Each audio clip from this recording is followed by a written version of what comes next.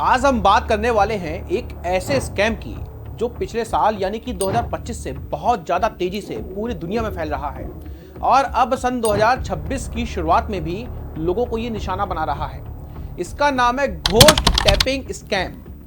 ये स्कैम खासकर उन लोगों को टारगेट करता है जो टैप टू पे का इस्तेमाल कर रहे हैं, मतलब कॉन्टैक्टलेस पेमेंट, जैसे कि एप्पल पे, गूगल पे, सैमसंग वॉलेट या फिर एनएफएससी वाले क्रेडिट कार्ड, डेबिट कार्ड से बस टैप करके पेमेंट करना होता है। चलिए अब आपको बताते हैं कि आखिर घोस्ट टैपिंग स्कैम आखिर है क्या। दोस्तों, ये एक तरीके का कॉन्टैक्टलेस फ्रॉड है।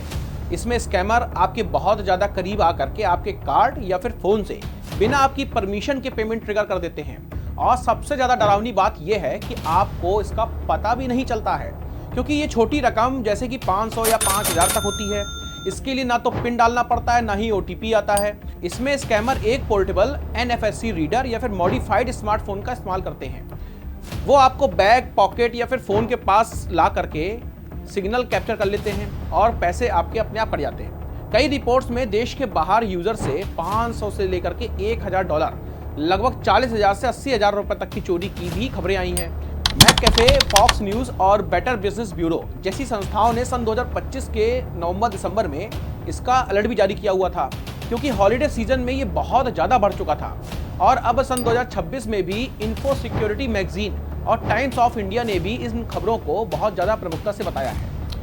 अब आपको बताते हैं कि आखिर ये स्कैम कैसे काम करता है। ये आपके दिमाग में आ भी रहा होगा कि ये आखिर है क्या चीज़ और ये कैसे काम करता है। सबसे पहले आप समझिए कि कॉन्टैक्टलेस पेमेंट यानी कि टैप टू पे आखिर क्या होता है। दोस्तों, आपके कार्ड या फिर फोन में एक एनएफएससी चिप होती है। जब आप दुकान पर टैप करते हैं तो पीओएस मशीन यानी कि जो पेमेंट मशीन होती है, एक आपके मोबाइल में रेडियो सिग्नल भेजती है।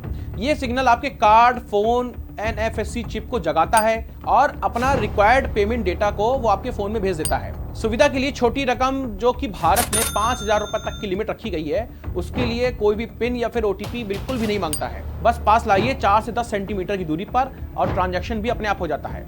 ये आरबीआई का नियम है, तेज पेमेंट के लिए इसको बनाया गया है। अगर बड़ा अमाउंट हो तो फिर पिन और ओटीपी की इन सब चीज़ों की आवश्यकता उसमें पड़ती है, मतलब परमिशन की जरूरत नहीं है छोटे पेमेंट में, क्योंकि तकनीक खुद ये मान लेती है कि टैप करने वाला ही ओनर है।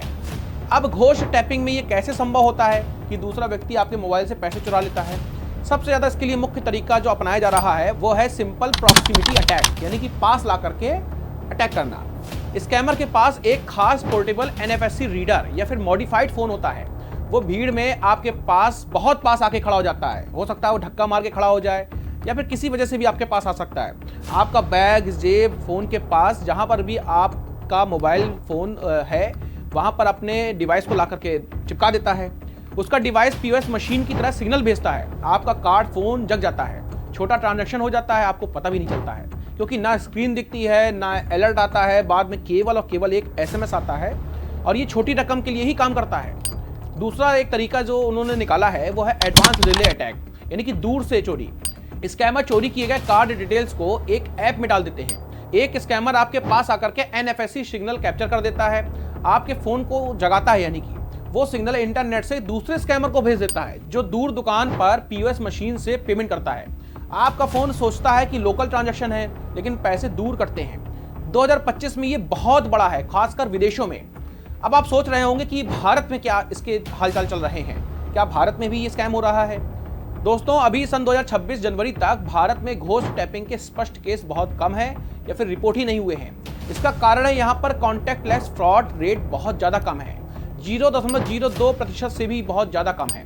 टोकनाइजेशन स्ट्रांग है और बैंक इसको बहुत जल्दी ब्लॉक कर देते हैं। लेकिन विदेश घूमने वालों को इसमें बहुत खतरा है, खासकर यूरोप, अमेरिका, थाईलैंड में इसके बहुत ज़्यादा केस आए हैं। भारत में ट्रैवलर्स को अलर्ट जारी किया हुआ है, लेकिन भविष्य में ये बहुत ज़्यादा बढ़ सकता है, क्योंकि एनएफएससी कार्ड्स भी भारत में बढ़ रहे हैं। अब आप सोच रहे होंगे कि इसमें सुरक्षित कैसे रहा जाए, तो इसके लिए RFID ब्लॉकिंग वॉलेट हमेशा आप यूज़ करिए। ये सिग्नल ब्लॉक कर देता है, पास लाएं तब भी ये कुछ नहीं होगा। फ़ोन में एनएफएससी हमेशा ऑफ रखें। सेटिंग्स में जाकर के आप कनेक्शन में देखेंगे तो एनएफएससी हमेशा वहाँ पर आपको मिलेगा, ऑप्शन मिलेगा, इसको आप बंद कर दीजिएगा। पेमेंट टाइम ही इसको हमेशा आप ऑन रखिएगा। जब आपको कॉन्टैक्टलेस पेमेंट करना हो, जैसे आप मॉल जा रहे हो या फिर आप कहीं परचेज करने कुछ भी जा रहे हो या कुछ खरीदना हो आपको, तो वहाँ पर आप हमेशा ऑफ कर दीजिए। फिर इसके बाद जब आपको पेमेंट करना हो तो ऑन कर दीजिए। इतना तो आप कर ही सकते हैं ना आप, क्योंकि 4 अंकों का आप पिन डालते हो या मैसेज आता है, OTP आप बताते हो, उससे तो कम समय लगेगा आपको ऑफ ऑन करने में। फिर इसके बाद जो है भीड़ में बैग हमेशा अपने आगे रखें, आगे पीछे मत रखें।